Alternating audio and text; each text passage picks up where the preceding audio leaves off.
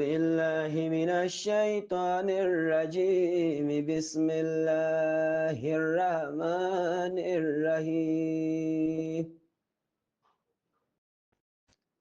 قال له موسى هل أتبعك على أن تعلمني مما علمت رشدا قال له موسى هل أتبعك على أن تعلمني مما علمت رشدا Bismillahir Rahmanir Rahim. Wassalamu alaikum wa rahmatullahi wa barakatuh. Welcome to another episode of Rush to Faith, the space where the heart is reminded, where the soul is re-anchored, and the believer is invited to rise again. Today, bi'idhnallah, we'll walk through Surah As-Saffat.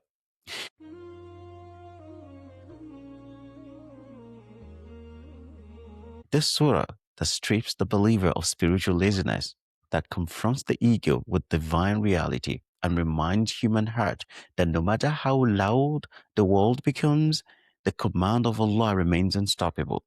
There are verses in this surah that speaks to the trembling heart, verses that lift the broken, verses that humble the arrogant one, and the verses that remind every seeker that faith is not a theory, it is a living force. Listen, the heart that tastes certainty no longer negotiates obedience, and you fear fate when your soul remembers who is truly in control. Every test is a doorway. Only heedlessness makes it look like a wall. As you listen today, I want you to imagine your heart standing in the rows described in this surah. The ranks of angels, the ranks of believers, the ranks of truth, standing unfazed before falsehood. The surah is not merely to be recited, it is to be lived. And today, inshallah, we'll walk through it together. Surah As-Saffat is a Makkiyah, formed in the earliest, toughest year of revelation. These were days when truth was surrounded by hostility, when faith carried a price, when believers were learning what it truly means to rely on Allah alone. This surah begins with majestic hope that lifts the heart above earthly noise. Allah's words by the angels who stand on disciplined ranks remind humanity that creation is not chaotic. It is ordered, structured, governed by a Lord who never fails. This surah confronts denial, challenges arrogance, exposes false gods, and then reminds the believer that those who stand with Allah never stand alone. It takes the listener through powerful scenes, angels preparing, hell speaking, believers conversing in Jannah, prophets overcoming impossible odds, and the day of judgment. This surah shows unstoppable nature of divine decree and the eventual collapse of every illusion humans once worshipped. This is surah of awakening, of clarity, of humility, and ultimate victory.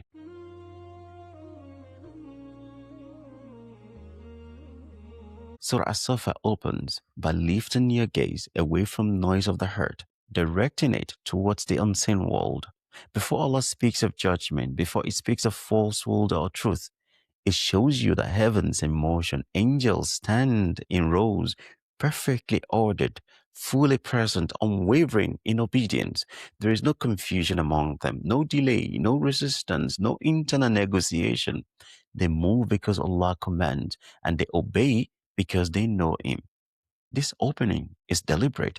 Allah is teaching you and me that the universe is not chaotic, even when life feels like it. The unseen world is disciplined, structured, and purposeful. Creation is aligned. This order does not come from Allah. It comes from the distance from Him. The obedience of the angels is not mechanical or emotionless. It is not forced compliance. It is obedience born from deep recognition. They obey because they see majesty of Allah clearly. They obey because certainty leaves no room for hesitation. Their discipline flows naturally from knowledge. When the heart truly knows Allah, obedience comes with ease. Modern psychology echoes this truth in different language. It tells us that structure stabilizes the mind, that routine calms anxiety, The predictability restores safety. Chaos overwhelms the nervous system, fragments attention, and exhausts the soul. Discipline, then, is not punishment, it is protection. It is alignment. It is the act of placing your inner world back into the order it was created and designed for. Spiritual discipline works the same way. Salah is not ritual meant to weigh you down. It is a recalibration of the heart. Dhikr is not repetition without meaning. It is grounding for a restless soul. Quran is not information, it is orientation. These practices align the believer with divine harmony in the same way the angels are aligned in heaven. The heart collapses when it tries to live without structure. If you do not stand in your roles before Allah, you will fall into the roles of your desires. Obedience is not a burden, it is freedom from the self that destroys you. You are the only creation that struggles to stand straight. Not because you are weak, but because you are conflicted. You carry emotions that pull you in opposite directions. You carry fears that cloud your clarity. You carry desires that demand loyalty. You carry wounds that make commitment feels heavy. The angels carry none of this. They show you what their heart was meant to be before it became distracted, steady, surrendered, purposeful. When your life feels scattered, when your days lack direction, when your worship feels inconsistent, it is rarely because Allah distanced Himself from you. It is more often because your inner roles are falling out of place. Your priorities are misaligned. Your loyalty is divided. Your attention is fragmented. You are standing everywhere except where you need to stand most. This surah quietly asks you to look inward and ask, what do I line up for? What command shapes my day? What pulls me out of alignment again and again? A heart that tries to please everything will eventually stand for nothing. Surah As-Saffat teaches that believer rises not through intensity, but through alignment. Not through emotional burst, but through steady obedience. Not through chasing spiritual highs, but through standing consistently where Allah has placed them. The angels do not rush and they do not waver. They simply remain where they are commanded to remain. And so the lesson is not grand or complicated. It is intimate and practical. Build spiritual structure. Choose one act of obedience and protect it fiercely. Fajr on time, even when tired. One page of the Qur'an, even when distracted. One moment of dhikr, even when your heart feels dry. Consistency reshapes the soul. Intensity is fleeting. Alignment endures. Inhabit your role like the angels inhabit theirs. Stand where Allah has placed you. Remain there long enough for your heart to remember who it was always meant to serve.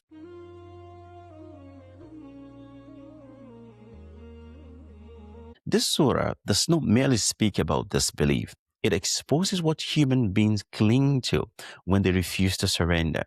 It unmasks the fragility of idols, whether they are carved from stone or quietly shaped inside a heart. In modern life, idols rarely stand in temples. They hide in ambitions, achievements, titles, appearance, and approval. We no longer bow with our bodies. We bow with our time, our energy, our anxiety, our fear of losing what we have built. Status becomes worth. Wealth becomes safety. Image becomes identity. Validations becomes oxygen. The ego quietly crowns itself ruler of the heart. Psychology names this attachment addiction, the compulsive clinging to things that provide short-term reassurance but long-term emptiness. The heart becomes restless, never satisfied, always afraid. The more it receives, the more it needs. The idol never feeds you. It only keeps you hungry. To reject truth is a form of arrogance, but arrogance is not new, it is ancient. It only changes its clothing. It no longer shouts deviance, it whispers self-reliance. It does not always deny Allah outright. Sometimes it delays Him. It hides well. It sounds reasonable. It feels familiar. Today, arrogance often sounds like, I know what's best for me. I'll fix my fate later. I don't need guidance. As long as my intentions are good, my desires are my compass. These statements do not come from confidence. They come from the fear dressed as control. They reveal a heart that wants freedom without surrender and success without accountability. Surah As-Saffat speaks with clarity and finality. Every false attachment collapses, every illusion expires, every arrogance dies, only Allah remains. The idol is not outside you, it is whatever your heart fears to lose more than Allah. When the world becomes your master, peace will always escape you. The soul will always suffocate when it needs to anything but the one who created it. So this surah pulls the veil back gently but firmly and asks you questions that cannot be ignored. What do you worship without realizing? What decides your worth when no one is watching? What do you obey when faith and comfort collide? What are you terrified of losing, even if it costs you your peace? It breaks the idols by telling the truth plainly. You will return to Allah, whether you prepare or not. Your doubt will not alter reality. Your excuses will not delay the day. Your distractions will not shield you from accountability. The world you cling to will step aside, and you will stand alone with what your heart chose to serve. This is not meant to terrify you. It is meant to free you because idol exhausts the heart. But humility, it heals it. When you release what you were never meant to carry, your soul begins to breathe again because it feels lighter. The only way out is humility, not humiliation. Humility. The humility to admit that you need Allah more than you need control. The humility to surrender what has enslaved you. The humility to bow before the one who never disappoints. The invitation of this surah is deeply personal. Identify one idol today: fear of people, fear of failure, love of reputation, addiction to validation, attachment to outcomes. Then quietly, sincerely dethrone it and replace it with a dua of liberation. Say, Ya Allah, free my heart from all that distract me from you. Sincerely. When the heart bows to Allah alone, nothing else can rule it again.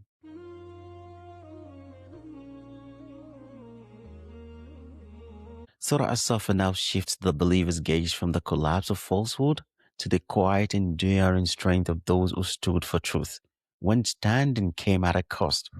Allah recounts the story of his prophet, not to entertain you, but to steady you. These are not distant figures, they are mirrors for every believer who has ever felt overwhelmed, isolated, or afraid. Each prophet stood in circumstances that felt unrealistic. Noah called for centuries while being ridiculed, dismissed and ignored, watching generations pass without relief. Ibrahim was tied and thrown into the fire for refusing to bow to false gods. Musa stood before tyranny with nothing but a staff and trust. Harun carried the weight of leadership alongside his brother. Elias confronted a society drowning in idolatry. Lut preached purity in a world intoxicated with desires. Yunus found himself trapped in darkness within darkness, alone, afraid, and swallowed by what felt like the end. Every one of them reached a moment when the world seems to say, "You cannot survive this." Every one of them faced a moment when doubt could have silenced them. Every one of them walked a path where truth felt heavy and a positive outcome felt distant. And yet, each one of them also carried something greater than fear: Allah. That was enough. Modern psychology teaches that resilience is born from meaning, from connection and perspective. But these prophetic stories offer all three: meaning because their pain was not random, connection because they were never truly alone, perspective because they understood that hardship is not the end of the story, it is just part of the journey. Surah As-Saffat teaches you that divine victory is rarely instant. It unfolds slowly, quietly, through tears that no one sees and patience that no one applauds. Victory does not always arrive at ease. Sometimes it arrives as endurance. Faith is not about escaping difficulty. It is about surviving it with dignity, clarity, and trust in Allah subhanahu wa ta'ala. The one who walks with Allah never walks into defeat. Patience is worship. Perseverance is faith in action. Your miracle begins the moment you refuse to give up on your Lord. This surah is not asking you to compare your pain to that of the Prophet. It is asking you to learn from their posture. They did not rush Allah's decree. They did not abandon their mission when results were slow. They did not interpret hardship as rejection. They trusted the long view of life. This is the quiet message being placed in your heart. Your trials are not signs of failure. They are invitations to rise into a deeper version of yourself. They are shaping you into someone capable of carrying what you have asked Allah for. When hardship visits, do not ask, why me? Ask instead, who is Allah calling me to become through this experience? Growth is born from pressure. Transformation needs discomfort. Let your hardship refine you rather than define you.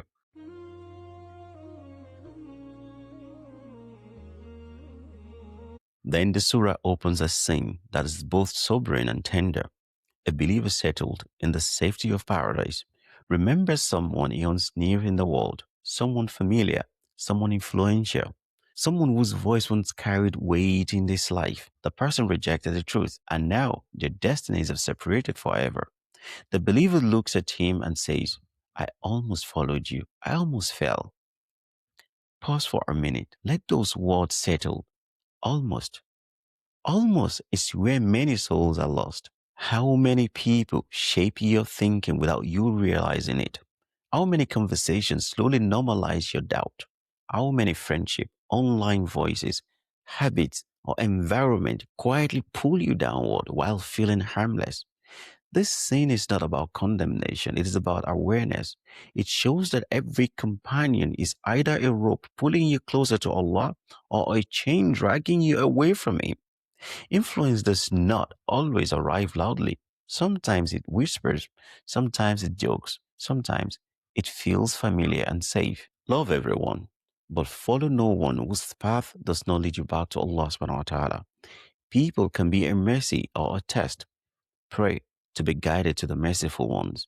The believer in paradise is not proud. He does not boast. He is shaken by how close he came to destruction. Gratitude fills his words. Humility settles in his heart. He realizes that salvation was not earned through brilliance or strength. It was gifted through Allah's mercy. Salvation is not a trophy. It is a gift that must be protected. Science calls this cognitive reframing, looking back at your past and recognizing how easily things could have gone wrong and allowing that awareness to deepen your gratitude and humility. The Quran calls it awakening. It is the moment the heart realizes how fragile it once was and how gently Allah carried it through unseen dangers. You will not fear the fire when your heart burns with love for Allah subhanahu wa ta'ala. And do not envy sinners. Envy the one who sins but always come back in tawbah. Paradise is not won by perfection, but by persistence. This scene teaches you to see dunya for what it is, a blink, a test, a narrow bridge, not a destination. Temptation is not proof of freedom, it is proof of trial, and salvation is not guaranteed by intention alone. It is preserved by vigilance, humility, and sincere effort. So, reflect today. Look back gently and honestly at the subtle paths that could have led you astray. The moment you were spared, the decision that could have gone differently.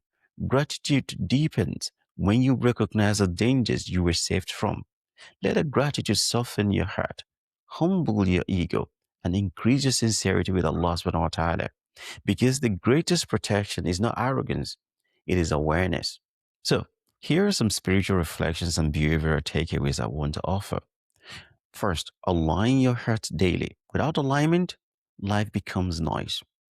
Then, remove one idol, however small, from your heart. Whatever it is that you listen to against the will of Allah, against the command of Allah, that's an idol. Dethrone it. Then, rewrite your relationship with Allah. See it as a divine training. Remember that the afterlife is not distant. Every choice is the step towards a destiny. And then anchor your heart through dua, through dhikr, through Quran recitation and meaningful action. Faith is not an idea, it is a muscle. It grows when you use it.